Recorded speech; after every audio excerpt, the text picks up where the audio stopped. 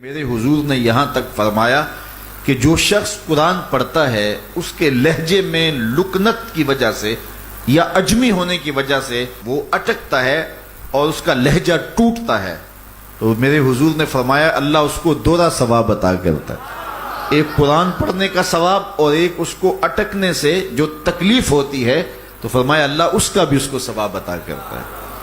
اور فرمایا یہ وہ پاکیزہ کتاب ہے کہ اگر تمہارا رب سے باتیں کرنے کو جی چاہے تو قرآن کھول کے بیٹھ جاؤ، یہ رب سے ہم کلام ہونا ہے، یہ اپنے رب سے گفتگو کرنی ہے۔ میرے حضور نے فرمایا کہ قرآن اللہ کی وہ لٹکتی ہوئی رسی ہے جس کا ایک سرا تمہارے ہاتھ میں ہے، دوسرا سرا تمہارے رب کے ہاتھ میں۔ تو خوش نصیب ہیں وہ لوگ جو اس کتاب کے ساتھ جڑ جاتے ہیں اور وہ دھرتی، وہ مقام، وہ جگہیں فیروز بخت ہیں کہ جہاں قرآن مجید کی تلاوت ہوتی ہے۔ گھروں کو قبرستان نہ بناؤ، گھروں میں نوافل ادا کرو اور قرآن مجید کی تلاوت سے اپنے گھروں کو آباد کرو۔ اگر گھر میں روزانہ کی بنیاد پہ قرآن مجید کی تلاوت کا معمول بن جائے تو پھر کوئی جن، کوئی بھوت، کوئی آسیب اور کوئی بدروح آپ کو تنگ نہیں کر سکتی۔ جہاں قرآن کی تلاوت تسلسل کے ساتھ ہوتی ہوگی وہاں جن نہیں ہوگا، وہاں ٹونے نہیں ہوں گے، وہاں جادو نہیں ہوگا، وہاں سایہ نہیں ہوگا، وہاں رحمت الہی کا سائبان تان دیا جائے گا۔ جہاں قرآن پڑھا جائے وہاں نزول باران ہوتا ہے، رحمتوں کی برسات ہوتی ہے۔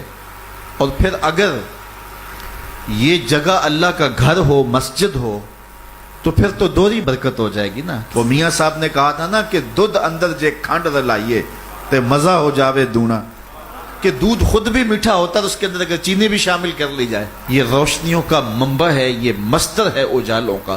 اس کتاب سے اتنی روشنیاں پھوٹتی ہیں کہ زندگی کے سارے اندھیرے ختم کیے جا سکتے ہیں۔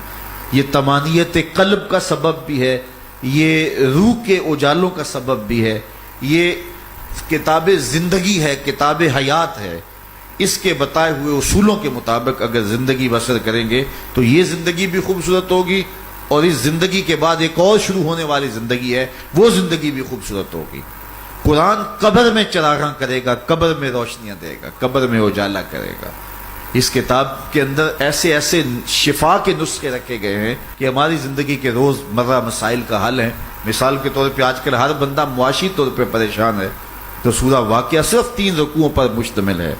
اگر یہ معمول زندگی بنا لے تو سورہ واقعہ جہاں ہوگی وہاں نحوستیں اور بے برکتیاں نہیں ہوں گی۔ سورہ یاسین پڑھو گے تو بے پناہ برکتیں اس کے دامن میں رکھی ہوئی ہیں۔ اسی طرح سورہ اخلاص صرف 3 مرتبہ پڑھیں گے تو پورے قرآن پڑھنے کا ثواب نصیب کر دیا جائے گا۔ ایک شخص حضور کی خدمت میں حاضر ہوا اور اس نے حضور سے کہا کثیر العیال ہوں، ذرائع آمدنی بہت تھوڑے ہیں، تو میرے لیے کوئی دعا کیجئے، کوئی مجھے نسخہ بتائیے۔ تو آقا کریم نے اس کو جو نسخہ بتایا سنو۔ فرمایا جب گھر جائے تو گھر والوں کو السلام علیکم کہہ دیا کرو۔ یہ کتنا سوکھا نسخہ ہے اور کتنا اچھا وظیفہ ہے، گھر والے بھی خوش، اللہ رسول بھی خوش۔ اس کے بعد ایک مرتبہ سورہ اخلاص پڑھ لیا کرو۔ غربت توڑ نسخہ، جب بھی گھر جاؤ السلام علیکم، اس کے بعد ایک مرتبہ سورہ اخلاص۔ اور میرے حضور نے فرمایا کبھی ایسا ہو کہ تو گھر جائے، گھر میں کوئی بھی موجود نہ ہو، تو فرمایا عمل چھوڑنا نہیں، فسلم علیہ، پھر مجھے سلام کہہ دینا۔ وہ اپنے نام لیواؤں کو تنہا چھوڑتے کب ہیں، جہاں ہم دم نہ ہو کوئی وہاں سرکار ہوتے۔ وہ کہتے ہیں میں عمل شروع کر دیا، گھر جاتا السلام علیکم، اس کے بعد السلام علیکم کے بعد میں سورہ اخلاص ایک بار پڑھ دیتا۔ اس عمل کی برکت سے میں نے تو امیر ہونا ہی ہونا تھا، میرے ہمسائے بھی امیر ہو گئے، میرے ہمسائے بھی امیر ہو گئے۔ تو قرآن کو اپنی زندگی میں بسا لو، قرآن کو شامل کر لو، دنیا بھی سنورے گی، قبر بھی سنورے گی، نزا کا عالم بھی سنورے گا، حشر میں بھی اجالے ہوں گے، جنت کی بہاریں بھی نصیب ہوں گی، اور رسول اللہ کا ساتھ نصیب ہوگا۔ تو اس کتاب سے جڑو، اس کو ورق ورق پڑھو، اس کو حرف حرف پڑھو، اس کو رکوع رکوع پڑھو، اس کا ایک ایک آیت ممکن ہو تو ایک ایک آیت روز پڑھ لو، اور اس کو ترجمے اور تفسیر کے ساتھ، توضیح کے ساتھ، شان نزول کے ساتھ اس کتاب اللہ کی تلاوت کا معمول بناؤ۔